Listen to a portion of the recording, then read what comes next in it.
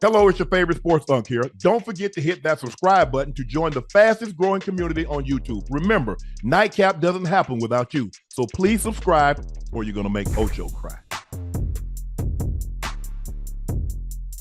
We got to start to talk about what happened not only yesterday, last night, Ocho, you and I were at Lambeau Field for the first round of the draft, but today, rounds 2 and 3 has passed, and Shedeur Sanders hasn't been selected. 102 picks, 5 quarterbacks selected. Cam Ward went number 1 overall. No surprise there. We knew that once he had his workout, they canceled all other official visits. That told me everything I needed to know.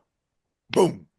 Now, Jackson Dart, Tyler Shough, Jalen Milroe, Dylan Gabriel. Now, for context, I want to provide context to Ocho because that's what we like to do here. Daniel Jeremiah had Shedeur, the second-ranked quarterback, 4 days ago.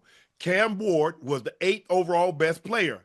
Shedeur was the 20th best overall player. Jackson Dart, the 36th overall best player. Tyler Shough, 75th overall best player. Jalen Milroe, 86th. Dylan Gabriel, 148. Mel Kiper Jr., the guru, just 4 days ago, had Shedeur ranked over Cam Ward. He had Shedeur as the 5th best player, Cam Ward as the 6th best player, Jackson Dart as the 28th best player, Tyler Shough, 46th. Pro Football Focus had him second behind Cam Ward just yesterday morning. But we saw today Cam Ward went first. The Giants traded back into the first round, Ocho, to take Jackson Dart at 25th. Tyler Shough went 40 to the Saints, and we thought there Shedeur could possibly be go 9 to the Saints there. Nope, they take Tyler Shough.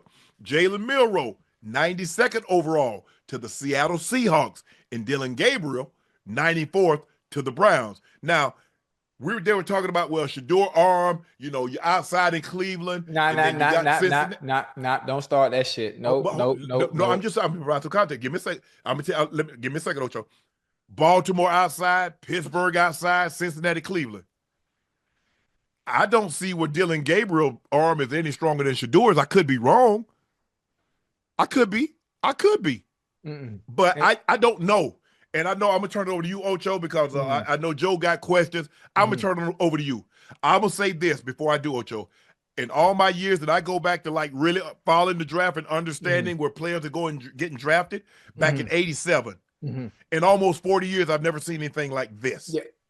I've never seen nothing like this myself. Obviously, I know I only played a short time, but I've been around long enough to know. Obviously, the 11, 12 years I did play, and all the time I've been retired and enjoying the game and watching it from afar and understanding how good players are, regardless of what scouts may say. The eye in the sky doesn't lie. I watched Shedeur play from high school to college at Jackson State to what he was able to do at Colorado. I want everybody to understand that you're never bigger than the program. You'll never be bigger than the program no matter who you are. And they will show you, they will always remind you at any given time, if at any point you think you are bigger than the program. And that is all we're seeing. That's all we're seeing right now. Joe, that is all we are seeing right now, regardless of who you are. There's some things I think Prime might have said, I don't want to quote it, but where he said it similar to, there's some places I don't want to go. We're not going to go. Bingo. What Archie Manning said when it came to Eli. Same thing. No different. Anyway, I got something today I really want to read. Chad, I want you to listen to me real quick. I'm not here to stir up. I'm happy for everybody that got drafted. I want you to listen to something that was sent to me on Instagram. Chad, y'all stay with me real quick and just listen to me very, very closely. What we are witnessing once again is the machinery of a system that has never quite known what to do with a free black man, much less than a free black family. The NFL, with all its pageantry and power, finds itself uncomfortable, even threatened, when the likes of the Sanders family walk into a room, not asking for a seat at the table, but daring to bring their own. Deion, Shedeur, this family has refused to shrink to fit the confines laid out for them. And so the machine does what it has always done. It seeks to diminish, to distort, to remind them and us that there is still a place for Black folk. It is not at the head of the table. But the tragedy, you see, is not in their refusals to bow, but is in the nation's fear of Black excellence unchained. The fear that has always been the real danger, not the power of our stride, but the shadow we cast when we stand upright, unafraid, and unapologetically ourselves. Yeah. I was talking to my sister. She said, well, you think Shedeur? I said, Libby, I'm gonna be honest with you. If he don't go in the second round, I think he might slide out of the third. Unc, it's all a game. It's all a game. Look, Ocho, it's a game. Your draft story, my brother's draft story was a lot different than mine. My brother didn't have to wait long. First round, 7th pick, boom, he gone. On a plane to Green Bay, boom. Second round. Hey, with red flags, with character issues, school to school, bounce from over and over. Why'd he go here? Why'd he go here? Bad. Still, second round. We taking a chance on him. There ain't no off the field issues with Shedeur. Nope. No issues, no nothing. Oh, he's arrogant. Oh, he's good. Cocky. Great. I have a question. What was Johnny Manziel? Cocky. Oh, give you one better. Baker Mayfield. What was Baker Mayfield? Okay, now, what I will say, when it comes to college and you watch film, that motherfucker, Johnny Manziel and Baker Mayfield, boy, they played what they were absolutely awesome. Yes. But again, you can't take away what Shedeur was able to do at a Denver, Colorado team that won one game. They come back the next year with Shedeur, win 4, and I'm not sure what that record was. 4 or 5. I think they won 5, and then the next year I think they win 9. Yeah. I heard, what did I hear, Ocho? I heard someone says that his confidence doesn't match his game. So in other words, he does a lot of talking, and his game is not indicative of the type of bravado. What? Hey, Unc and Ocho. So my question is, do y'all even think he'll get drafted at this point? I mean, what we do? We threw 3 rounds already. Ooh, Lord have mercy, Joe. Hey, I mean, that's what I started thinking about. I'm like, hold on, how they skip it? I'm only watching. I'm trying to see 2 get drafted. I'm like, hold on. Yeah, I'm hoping he goes in the 4th round. Yeah, because here's Ocho. Okay, let me ask you this: teams that needed a quarterback, what did they do? They took a quarterback in the 2nd or the 3rd round. Yeah. Well, if you already took a quarterback in the 2nd or 3rd round, what's the likelihood of you taking a quarterback in the 4th, 5th, 6th, or 7th round?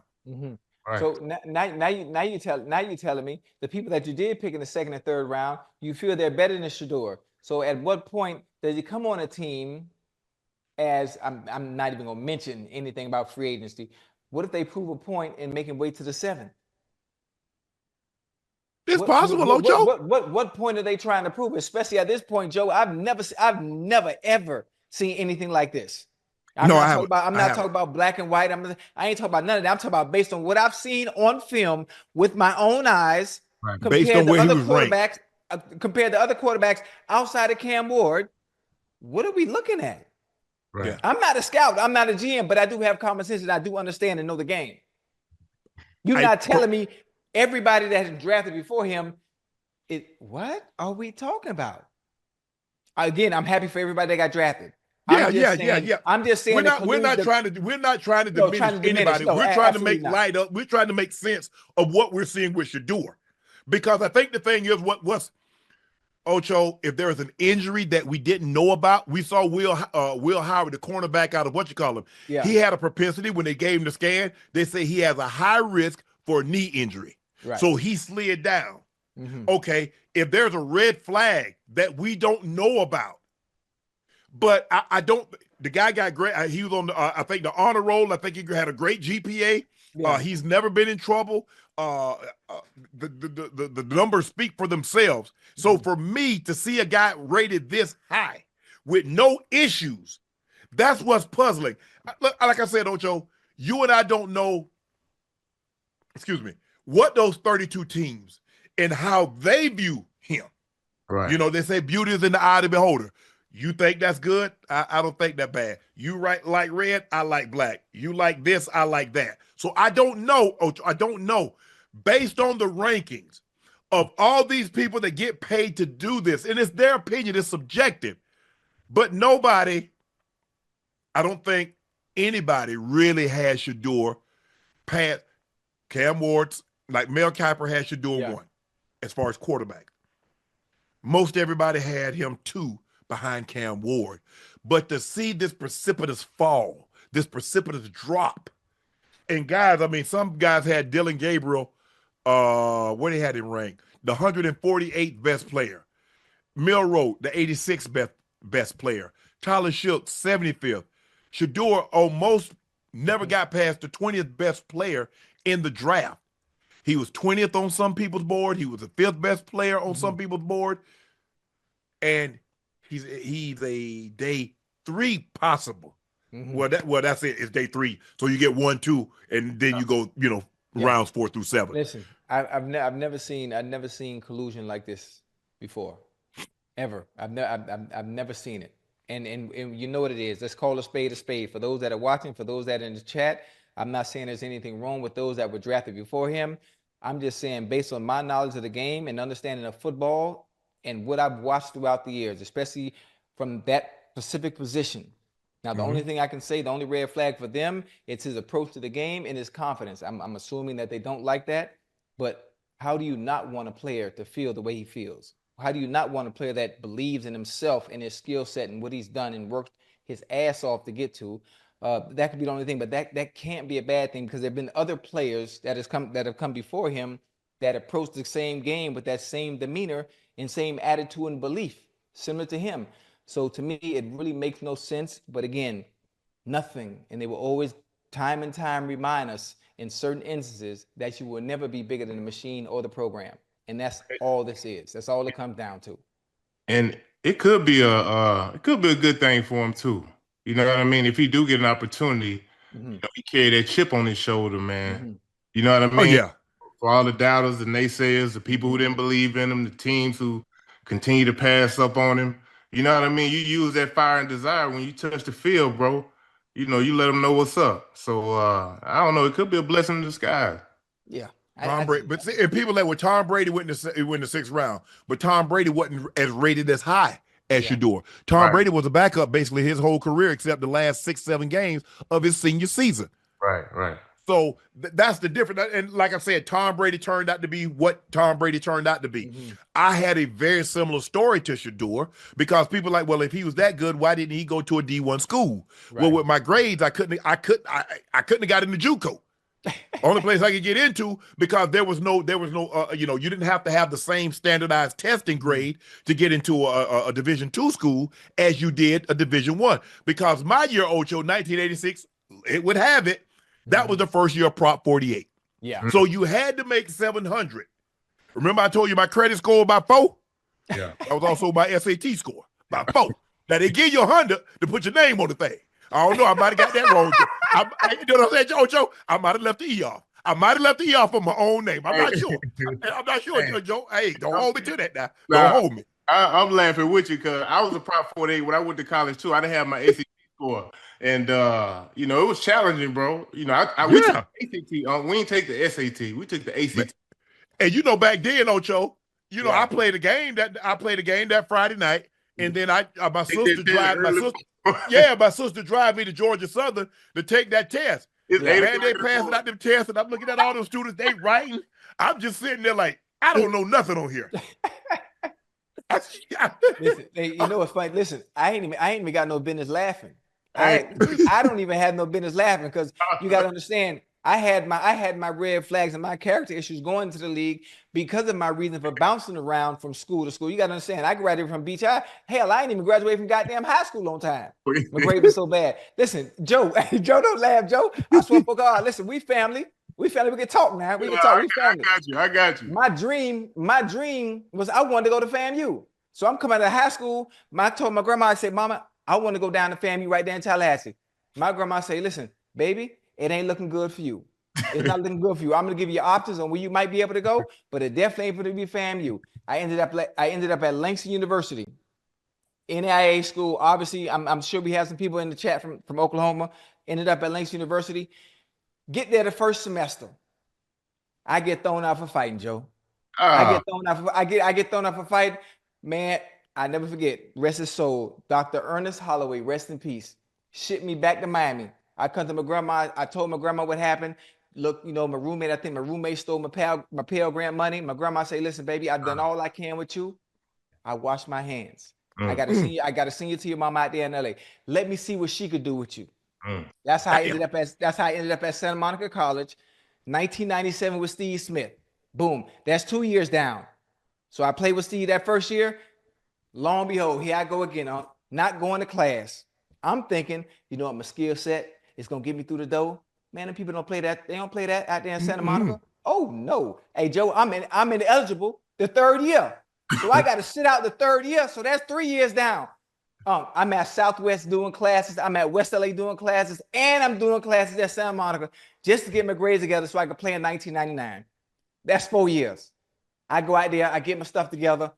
I have 1-for-1 scholarship. I had 2 schools offer me a full ride, 1-for-1.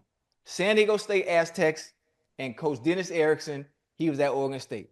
Man, hey Joe, I squeezed through the crack. I got the Oregon State, man. All I needed, Joe, I just needed to be on the big stage just to show them folks I could play football. That's it. But, once I got to Oregon State, man, I was there 4 months. I ain't go to nan class. I ain't go to no classes. I already know what it was. Yeah, this is my last shot. My singular focus was straight football. Hey, Joe, I showed out at Oregon State that little 4 months I had. Yeah. And I got drafted in the second round despite all my issues and all my troubles, all my off the field stuff. I ain't looked back since. Hey, they asked me, they say, well, Shannon, your grades, what the rest of them? I say, these ain't looking too good, and the ones that's coming tomorrow ain't gonna look much better. So I don't know what y'all, Ocho, I don't know what y'all hoping for, but that's all I got for you. That's it. Hey, listen, my freshman year, my freshman year in college, Ocho and Unc, I was Prop 48, so I couldn't play the first semester. Right. Yeah. As a freshman, I can go to the games. I got to sit in the stands. I got to watch the dude. I got to watch my homies grind out there. You know what I mean? I can't compete. I'm like, so it built up a fire in me. So when I did get eligible, I just took it out on everybody in the SEC. Right. Bro. You know what I mean? So yeah, you're supposed to. Sometimes when things get delayed a little bit, you can muster up some fire to continue. You can muster up some fire that when you get out there, you can let them know what's up. You know what I mean? And so for sure. That's why when it goes back to Shedeur, man, wherever he goes, bro, I'm sure he'll be happy, and hopefully he wear that chip, man. He let them know what's up. Get back in that lab. You're absolutely right. And the funny thing about it too, Unc, wherever Shedeur comes, wherever he goes, I love the saying, it's not where you get drafted, it's what you do once you get there. And I understand the competitor. I understand the competitor that he is. And wherever he goes, wherever he goes, if it's a team that doesn't have one of the elite superstar quarterbacks, his competitive nature is going to kick in. And there's a chance that he can beat those quarterbacks out, despite whatever odds or collusion they have against Dad. When he gets a chance, he's going to show him. I know that. Just the competitor in him, he's not going to hold his head. He's not going to let it down. He just wants that opportunity. And once they open that door and he closed it behind him, after they playing the game they played these past 2 days, man, child, please. Man. Yeah, like I said, Ocho, I went through something very similar, and I just remember having a conversation with my brother who came in there that night when I didn't go in the first 3 rounds, and I say, Spank, I went to the East-West Shrine game. I went to the Blue Gray. I went to the Combine. I said, man, them guys that they drafted ain't better than me. I say, they not better than me, Spank. I say, I saw them. I say, all of them. I say, I went to the East-West Shrine game, and I was the best receiver there. I said, I said, all I want is an opportunity. Give me a helmet and some shoulder pads. And, hey, whoever comes, hey, I'm going to throw all y'all ass in the water. Whoever swim back to shore, that's who get it. Yeah. I like that. That's it. And what about the reports? What about the reports? Now, this has happened. Multiple players have done this. he didn't throw at the combine. Yeah, but he threw at his pro day. Pro day. Yeah, there have been a lot of guys that don't throw because I want to throw the guys that's familiar with me. I'm familiar with them because it's not like they're gonna bring a guy. You're not gonna bring a guy in on a Sunday and he hadn't thrown to those guys. So I want to, I want to see how I know how my guys run routes.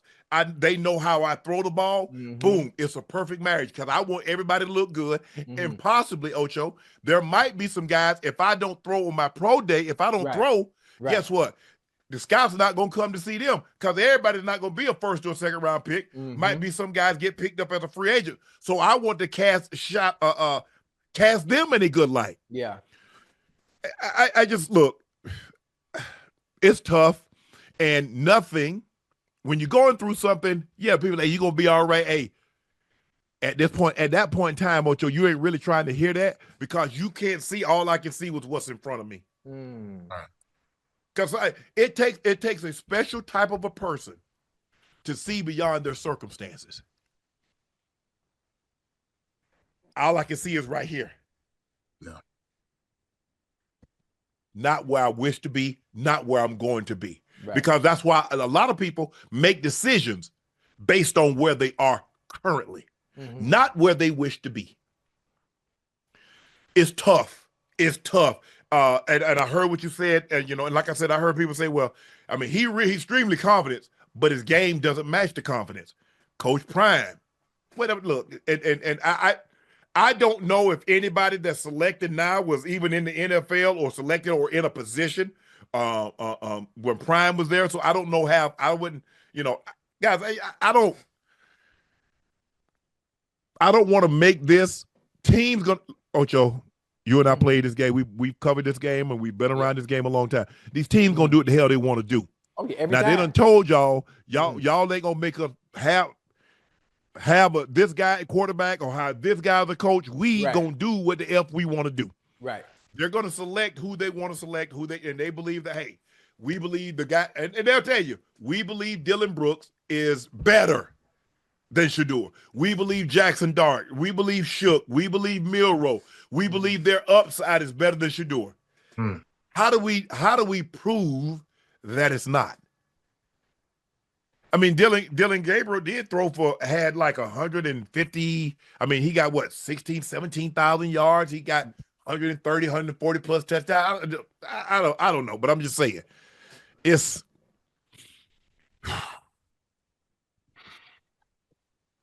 I don't know what Chat. I'm at a loss. I normally would be able to give you a good excuse or a good reason. I don't like to use the word excuse. I would like to give you a reason why I think a person or a player slid. I have some intel, red flag, even though I won't tell you exactly, but I would, hint around and then I'll let you deduce it for yourself. Okay, I don't got nothing.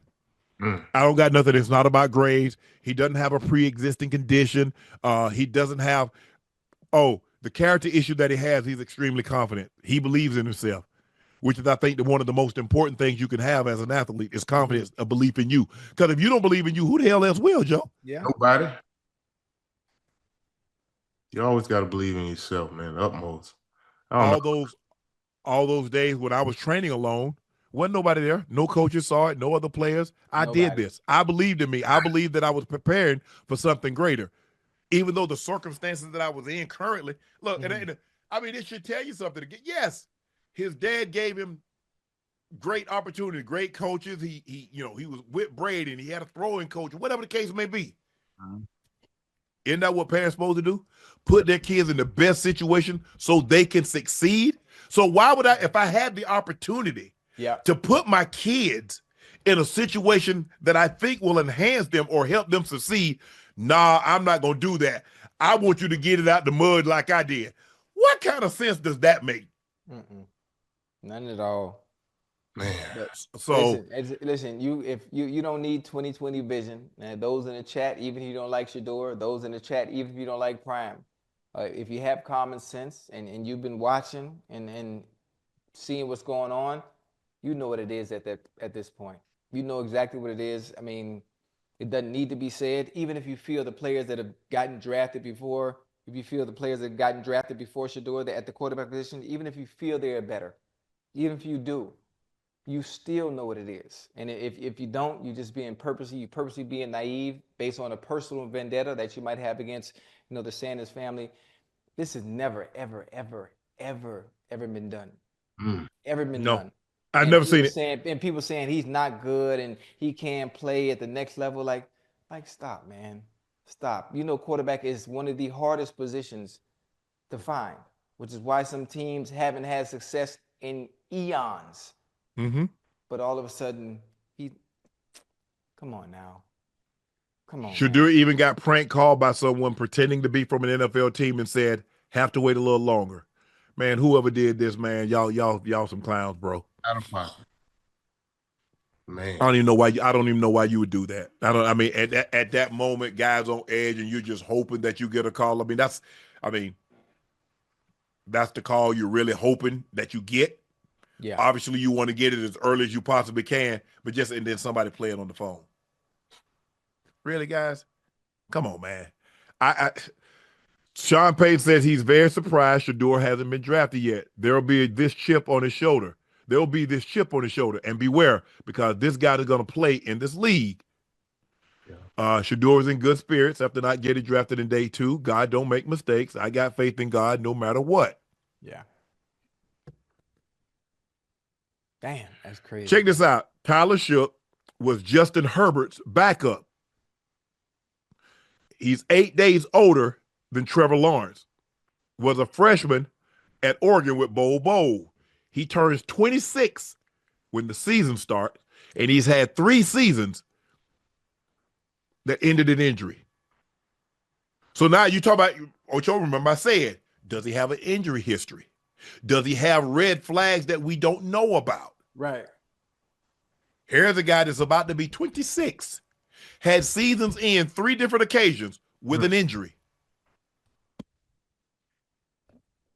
All I'm saying, y'all chat, take and do with that whatever you like. I think it's right. I think we have to, Ocho and I, when we talk sports or we have to give you context. Just says, okay, this guy went here. Because I'm trying to explain, well, Shannon, maybe he has a pre-existing condition.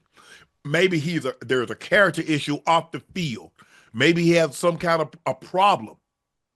We don't know. But we know one guy is about to be 26. I don't know about you, Ocho, but when I got drafted, I was 22. True. I don't even know how old I was. I was 22. As a matter of fact, I got drafted in April. I was 21 when I got drafted. I turned 22 in June. This guy's about to turn 26.